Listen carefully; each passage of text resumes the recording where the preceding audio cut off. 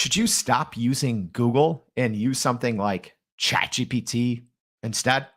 Well, I personally think you should, and our guest has some great takes on that today as well. So, my name is Jordan Wilson. I am the host of Everyday AI. This is a live daily show on LinkedIn. So, we're streaming on social media, podcasts, Spotify, Apple, all that, and a free daily newsletter to help everyday people like you and me learn and actually leverage AI because there's so much going on, but it doesn't mean a lot if you can't actually use it. So before we talk about that and talk about, can you actually replace Google to grow your business? Let's run through kind of the top news stories of the day. And as a reminder, if you do have a question and you're joining us live, please make sure to drop a comment for me or the guest later. So let's quickly go over what's going on in the world of AI. So a new BBC article today is talking about how students are now just switching to AI to learn new languages. So not using those traditional routes of tutors or even apps anymore. So we're at a weird stage where even now apps, iOS apps or Android apps are kind of old school now. So, but there's some drawbacks. So make sure you subscribe to the newsletter and read that to if you're interested in that one. Another big story today is talking about the people who are being trained to, the people who are training AI are actually outsourcing their work to AI. So that's a very interesting one. And you're creating these kind of feedback loops or lack of a feedback loop where people are using AI for reasons where you should actually be having a human. So that's a very interesting problem, I guess, that is I guess we're all going to reap the downsides of it on the back end. So our third news story for the day is a new study from the University of North Carolina showing that women's jobs could be hit harder when it comes to AI job loss or job displacement. So it's actually saying that nearly 80% of women's jobs could be disrupted or automated by AI. So again, more from that in the newsletter that goes out. But yeah, it's a pretty in-depth study just looking at how a lot of the roles that women are playing in the workplace are more likely to be disrupted by AI. So that is the news for today, but I'm going to go ahead and tease something for the end of the show. We are going to be announcing our next giveaway. So if you want to enter that, again, go to youreverydayai.com. So announcing our next giveaway and the winner of our first one. So with that, let's start to talk about, can Google be replaced with ChatGPT? So joining us today, we have special guest. If you're on LinkedIn, you've definitely seen our guest today, Dr. Bryan Sagray. He is the founder of Dr. Bryan Sagray Coaching, LLC. Thank you for joining us. Of course, I'm happy to be here. Thanks for having me on. Yeah, absolutely. So, I mean, tell us a little bit about your new coaching business. People who do follow you online, you are sharing about the journey. But for those maybe that haven't, talk a little bit about what your new coaching business is and what you're trying to do.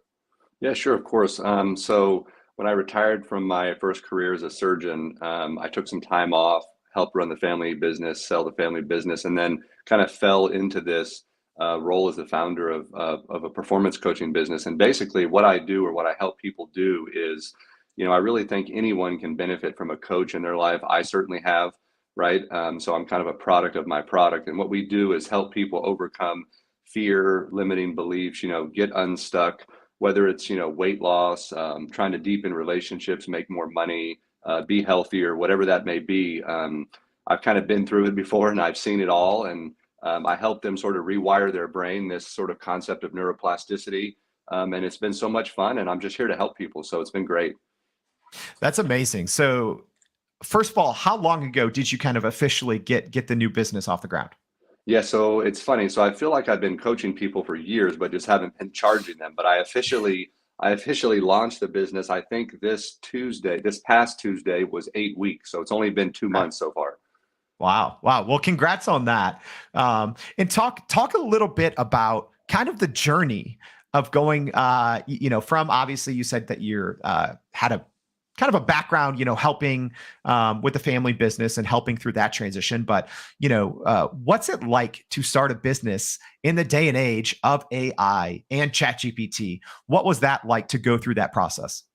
Yeah, I think honestly, launching a business today as like an entrepreneur, and doing it, the non-traditional, virtual way without brick and mortar sort of, there's no capital that you really have to invest.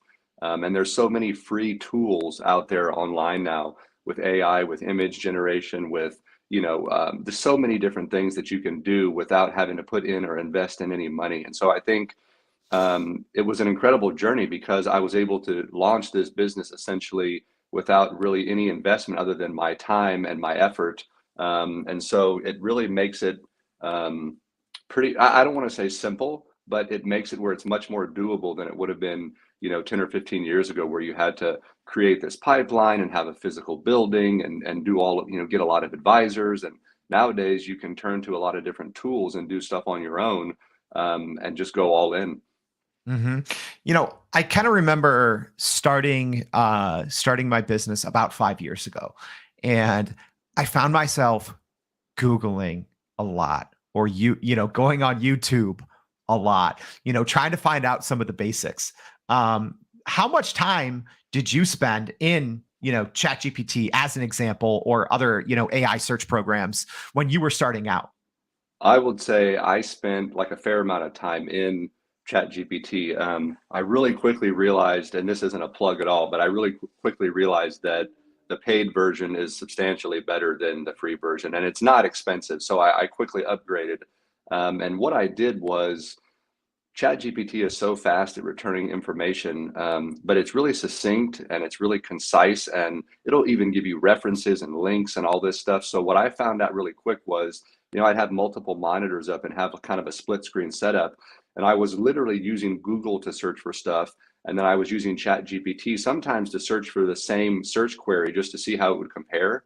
And I quickly learned that it was just returning information that was sort of more polished and already usable, in the sense that it really gave me what I needed quicker, and in a format that was just much more user friendly. So I wasn't taking information and like edit copying it from hmm ChatGPT, but I was using it sort of as like, not even a virtual assistant, but just as like an extension of me that was making tasks much quicker.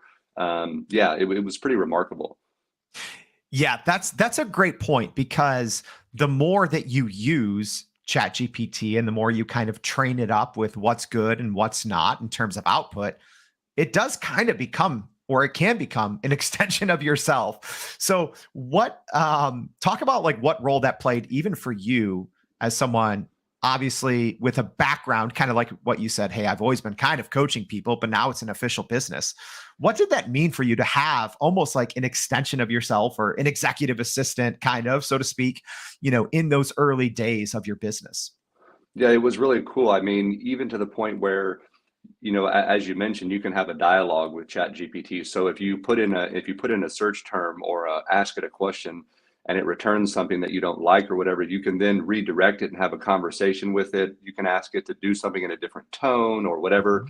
And so what I found was, creating what we call like models. So there's different types of coaching models, like, the framework or the structure that we'll use for a particular client, whatever we're working with them may be. And so I could ask it to help me create a model for someone who is looking for time management techniques, or how to overcome procrastination or whatever. And it would literally pull together like a proprietary model. And then I could tell it, no, that's not really my coaching style, or I have this type of a background versus that. And it would literally tailor this model specifically for me, that then is like a proprietary method that I could Mhm. implement in my business. So it was pretty remarkable.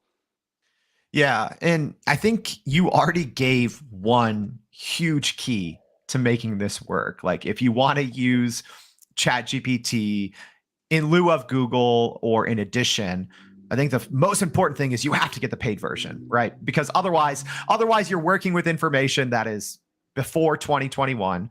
But so aside from that, if someone else is interested in saying, okay, yeah, I spend way too much time Googling things and going down rabbit holes, aside from using the paid version of ChatGPT, what's maybe another tip or two that you can offer people in your experience to get the most if you are trying to use this instead of Google?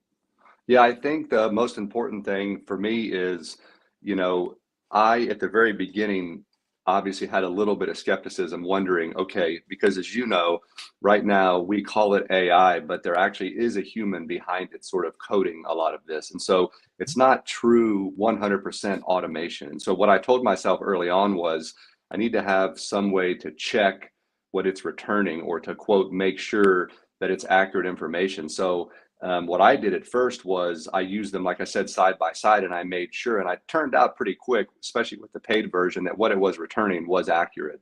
And so that's a big tip for me is that if you're worried at the beginning that maybe it's not returning information that's completely accurate or useful, to check it. But I learned pretty quick that what it was, returning was useful. So I think for me, I had a separate system to check, which was helpful.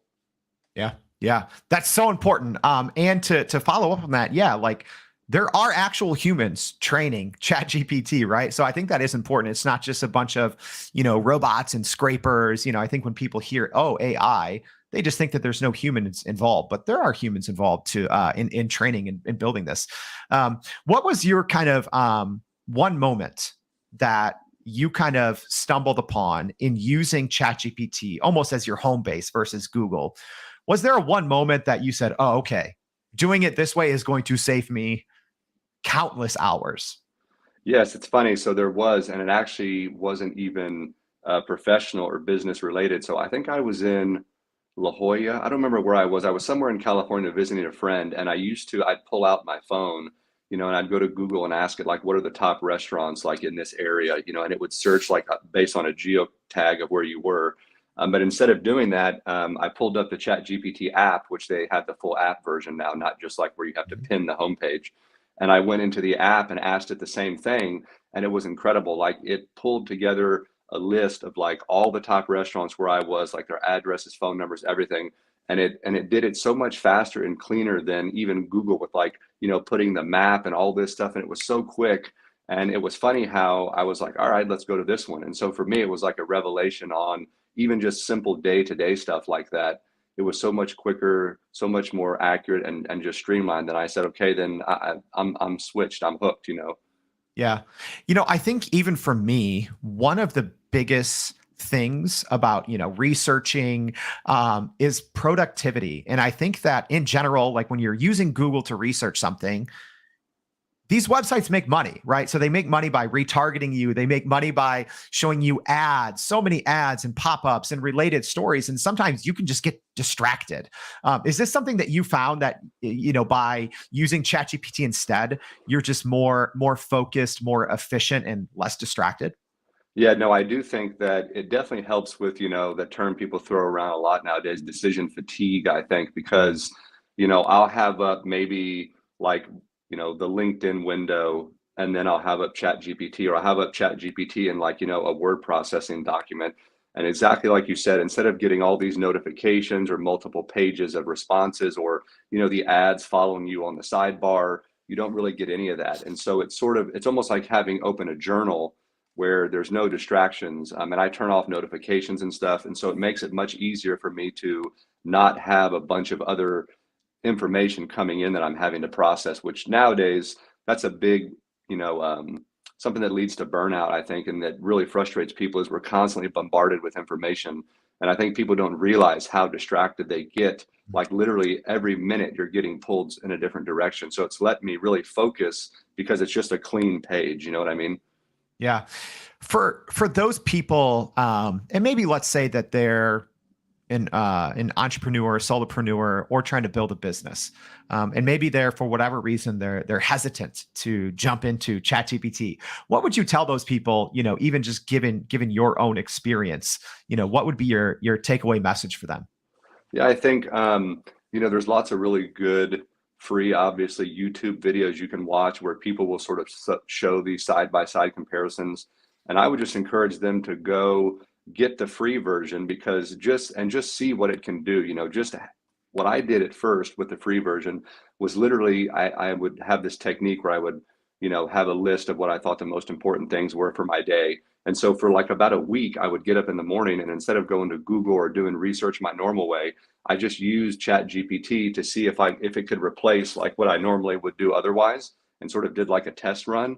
And I found out pretty quick that it was probably going to be my go-to. And so I would just tell them just to dive in and just see if it works for you. And I think you'll be surprised to find out that it'll replace a lot of things. Yeah. I couldn't agree with you more. Even, through my own personal experience, kind of the same thing that you're talking about doing, side by side windows. It is something that from a productivity and efficiency standpoint, it's literally just on another level. So one last question that I have for you, kind of, we talked about, using ChatGPT kind of in lieu of Google and how you even use it to kind of help start your business. So, looking forward, you're 8 weeks into, your new coaching company. How do you see yourself using ChatGPT now to grow the business? Like, what is that way that you're really looking forward to using it to grow? Yeah, I think for me, I'm starting to actually really have to leverage it even more because as the business grows and as the client and the consultation grows, what I'm noticing is a lot of people are wanting, when I'm talking with them about these different methods or recommending, certain books or tools or exercises, people are actually wanting like PDFs or like handouts of this stuff, right? Or Mm. graphics or images or diagrams of these graphs and all this stuff. And so what I'm finding now is that it's actually helping me tremendously where I can put together like, if someone needs tips on how to time block properly, right? Just as a random thought, I can use it to generate a document really, really quickly that is like best tips and practices for how to do that. So for me, moving forward, it's looking like it's going to be really helpful to generate actual physical, things that I can give my clients, handouts, graphics, images, things they can do at home for exercises. Yeah, it looks like it's going to be great for scaling for sure. Yeah, that's another great point that you bring up, that it's not just to get from 0 to 1 or 0 to 5, but you can really have some compounding impact once you're using it in your day to day. So we made it. Dr. Bryan Sagray, thank you so much for joining us and talking about the different ways that you can use ChatGPT to grow your business and replacing Google. Thank you so much for joining us. Of course, it was my pleasure.